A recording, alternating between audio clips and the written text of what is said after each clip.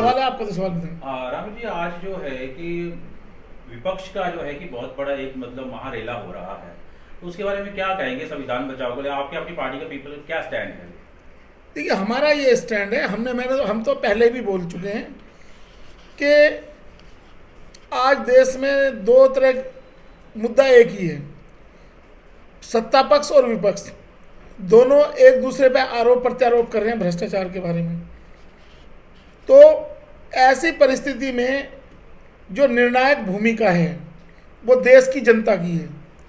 देश की जनता, देश के वोटर और जो लोग संविधान में आस्था रखते हैं, चाहे वो न्यायपालिका है या चुनाव आयोग है और बहुत सारी संस्थाएं हैं, ये उनको तय करना है, देश की जनता को तय करना है कि जो लोग इकट्ठा हो रहे हैं क्या वो वाकई में दोषी हैं, भ्रष्टाचारी हैं, या जो लोग उन पर इल्ज़ाम लगा रहे हैं संस्थाओं, आज संस्थाओं पे उनका कब्जा है, जो सत्ता पक्ष के लोग हैं वो आरोप लगा रहे हैं। कल को सत्ता अगर बदली तो हमारे देश में जो हिंदुत्व की बात करने वाली पार्टी है, भारतीय जनता पार्टी, इस देश में जो शासन है, शासन प्रक्रिया है, आपके सामने एक नया बिंदु रख रहा हूं जिसको समझने की जरूरत पड़ेगी लोगों को, कि जब हम राम राज्य की बात करते हैं, राम राज्य में तो राम अपने छोटे भाई के लिए सत्ता का सुख छोड़ के वन में चले गए थे। लेकिन आज इस देश में क्या हो रहा है कि जो हमारी सत्ता का विरोधी है, इसको बोलते हैं टिट फॉर टैट इंग्लिश में, कि जिसने जैसा किया वैसा उसको सजा मिलेगी। जिस तरीके से खाड़ी के देशों में अगर कोई किसी का हाथ काटता है तो उसके बदले में हाथ काट दिया जाएगा, कोई किसी को जान से मारता है तो उसको मार दिया जाएगा जान से। तो ये परंपरा और ये संस्कृति इस देश की नहीं है। इस देश में जो बदले की भावना से कार्रवाई होती है, आज किसी को मौका नहीं दिया जा रहा कि कोई अपनी बात रख सके। आपको बोलने की आज़ादी नहीं है। अगर एक आदमी क्रिमिनल है, कोई भी अगर अपराधी है, वो जेल में बंद है, तो सरकार अपनी सहूलियत के अनुसार उस अपराधी का इस्तेमाल कर रही है। आपके सामने 3 एग्जाम्पल रखूंगा मैं, 4 एग्जाम्पल हैं। आपने देखा हैदराबाद में एक डॉक्टर का रेप हुआ, उसको जला के मार दिया। वहां की सरकार ने क्या किया, जो बीआरएस की सरकार थी उस टाइम पे, टीआरएस की थी, तेलंगाना राष्ट्र समिति, अब तो बीआरएस होगी वो, उसने सीन क्रिएट करने के नाम पे वहां पे उनका एनकाउंटर करा दिया। उन अपराधियों का बजाय कानून उनको सजा देता, कानून का ट्रायल, फेयर ट्रायल होता, उनके बारे में वो अपनी बात रख सकते थे कि हम क्या करना चाहिए क्या नहीं करना चाहिए, उनको वहीं पे ऑन द स्पॉट उनके एनकाउंटर करा दिया गया। दूसरा, विकास दुबे। जब विकास दुबे अपराधी था, आपकी पकड़ में आ चुका है, तो ये गाड़ी पलटने के नाम पे उसका एनकाउंटर करा दिया गया। तीसरा एग्जांपल अतीक अहमद का है।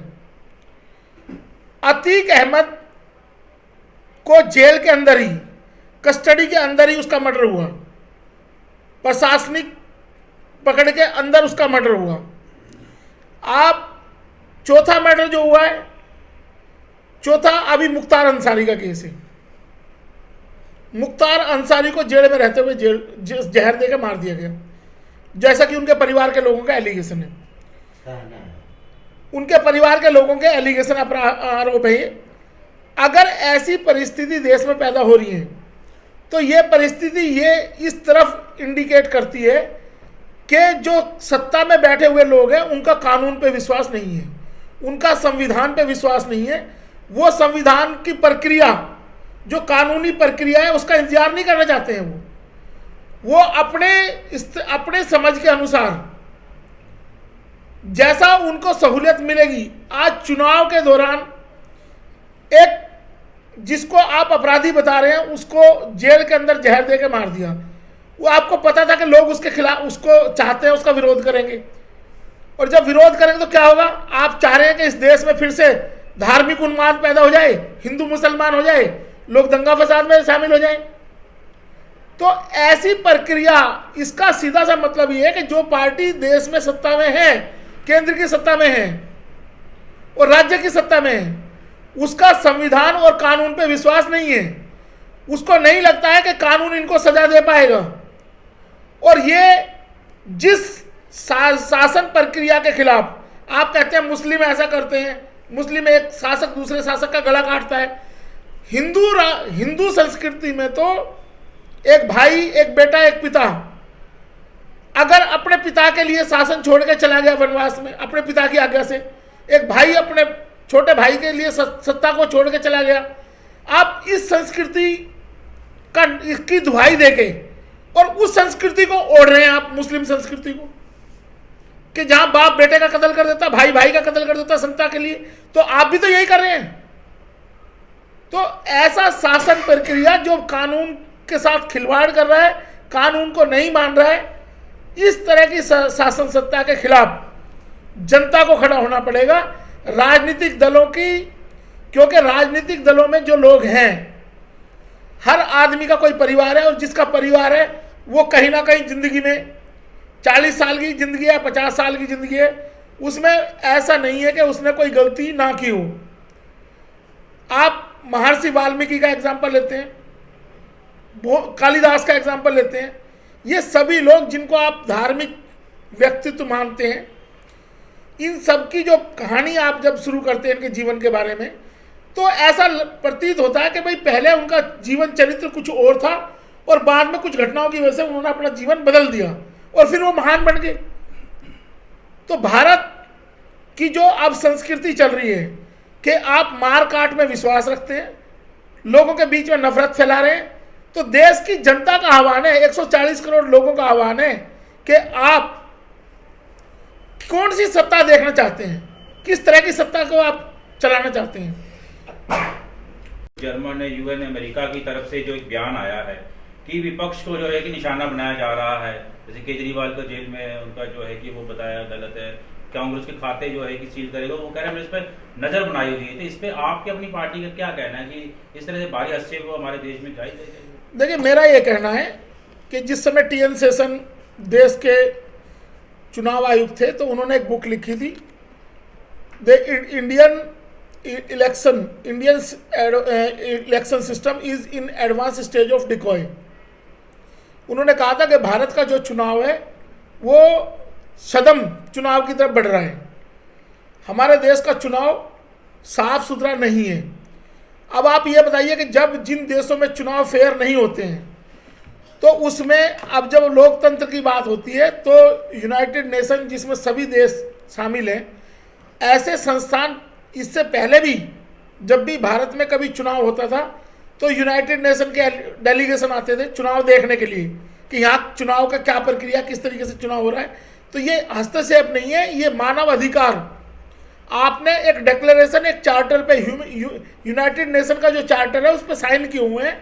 तो जब जहाँ मानव अधिकारों का उल्लंघन होगा, जहाँ एक स्थापित प्रक्रिया का उल्लंघन होगा ह्यूमैनिटी का, तो कोई भी आदमी इंटरफेयर कर सकता है उसमें। तो भारत रत्न की उपाधि से नवाजा गया है, क्या लगता है अभी भी बहुत सारी विभूतियाँ हैं जिनको भारत रत्न की देने की आवश्यकता है? आपकी अपनी पार्टी पीपल्स क्या मांग करती है, क्या राय रखती है? देखिए, मेरा ये कहना है कि जो भारत रत्न की अब जब देश में चुनाव चल रहे हैं, ये भारत के महामहिम राष्ट्रपति से भी मेरा अनुरोध है कि जब देश की चुनाव प्रक्रिया आरंभ हो चुकी है, ऐसे में चुनाव को प्रभावित करने के लिए चुनाव के बीच में इस तरह का फंक्शन रखना, इसका कोई औचित्य नहीं है। ये बिल्कुल गरिमा के पूर्ण आचरण नहीं है भारत सरकार का। दूसरी चीज़, जिन राजनीतिक हस्तियों को आप दबाव में लाए, उनसे आप फ़ायदा उठाना चाहते थे, चुनाव के दौरान आप उनको लेकर आए हैं। तो 2 महीने पहले जब घोषणा हुई थी तो ये कार्यक्रम तो उससे पहले भी हो सकता था, चुनाव घोषणा से पहले भी ये कार्यक्रम हो सकता था। ये चुनाव को प्रभावित करने की सरकार की एक साजिश है, चुनाव के दौरान ये कार्यक्रम कराने का। ऐसे कार्यक्रम की हम लोग तो राष्ट्रपति महोदय से विनती कर सकते हैं, महामहिम राष्ट्रपति से, कि भविष्य में इस तरह के कार्यक्रम, जब इतना सेंसिटिव चुनाव देश में चल रहा है उसके बीच में इस तरह के कार्यक्रम नहीं होने चाहिए, जो कि देश के फेयर एंड फ्री इलेक्शन पे असर डाल सकें। दूसरी चीज़, चुनाव में महान विभूतियां हैं, तो ये जो भारत रत्न दिए गए, ये सारे भारत रत्न चुनाव को मद्देनजर रख के घोषणाएं की गई थी। जैसे बिहार का चुनाव था, बिहार में भारतीय जनता पार्टी को स्थिति कमजोर लगी तो कर्पूरी ठाकुर जी का नाम करा दिया जेडीयू को अपने खाते में लाने के लिए। इधर से चौधरी चरण सिंह जी को, चौधरी चरण सिंह नो डाउट भारत के किसानों के बड़े नेता थे, पूरे भारत के नेता, प्रधानमंत्री रहे हैं। तो आप इसको 10 साल से जब ये सरकार चल रही है मोदी जी की, आपने 2020 में 21 में क्यों नहीं घोषणा की? कर्पूरी ठाकुर का बहुत पुराना वो है, उनको पहले घोषित क्यों नहीं किया आपने? आपका हिंदू महासभा थी जो उनका विरोध करता था, जिसकी वजह से कर्पूरी ठाकुर की सरकार गिरी बिहार में। एक तरफ तो आप उनका विरोध करते थे और आज उनको भारत रत्न की बात, और चुनाव के दौरान आप भारत रत्न का कार्यक्रम रख रहे हैं, तो ये बिल्कुल खिलाफ है। इस तरीके से तो आपको एक काम और करना चाहिए कि चुनाव में सबसे बड़ी मददगार तो मायावती जी हैं भारतीय जनता पार्टी की, कि जो हर चुनाव से पहले मायावती जी घोषणा करती हैं दबाव में आके कि हम अकेले चुनाव लड़ेंगे। तो सबसे बड़ी मददगार भारतीय जनता पार्टी की तो मायावती जी हैं, तो उनको मायावती जी को भारत रत्न देना चाहिए। एक मिसाल कायम करनी चाहिए थी कि भाई एक जिंदा लेडीज है, दलितों के लिए काम किया है और भारतीय जनता पार्टी की सबसे ज्यादा मदद की है पिछले 2-3 चुनाव में, तो मायावती जी को भारत रत्न मिलना चाहिए। जो पर्दे के पीछे रहकर मदद करती है भाजपा की। कभी 100 मुस्लिम कैंडिडेट उतारेगी। योगी जी जब पहली बार मुख्यमंत्री बने तो 100 मुस्लिम कैंडिडेट बसपा ने उतार दिए। आप क्या साबित करना चाहते हैं? जिस आदमी को कांसी राम जी ने सही में वर्क किया, कांसी राम जी ने तो हर पार्टी, उन्होंने कहा मैं हर किसी से समझौता करूंगा कि जहां मेरे दल का हित होगा या समाज का हित होगा तो मैं किसी से भी समझौता कर लूंगा, मुझे कोई प्रॉब्लम नहीं है। हमारी स्थिति मजबूत होनी चाहिए। आज ये क्या हो रहा है? हमारी स्थिति कमजोर होनी चाहिए। हम किसी के खिलाफ चुनाव नहीं लड़ेंगे, हम अकेले चुनाव लड़ेंगे, किसी से समझौता नहीं करेंगे। तो सबसे बड़ी मददगार भाजपा की मायावती जी हैं। मैं तो आज इस प्रेस कॉन्फ्रेंस के माध्यम से भी कह रहा हूं कि एक जिंदा अपने आप को आयरन लेडी बता रही है, तो सबसे पहले भारत रत्न भाजपा को मायावती जी को दे देना चाहिए। ठीक है।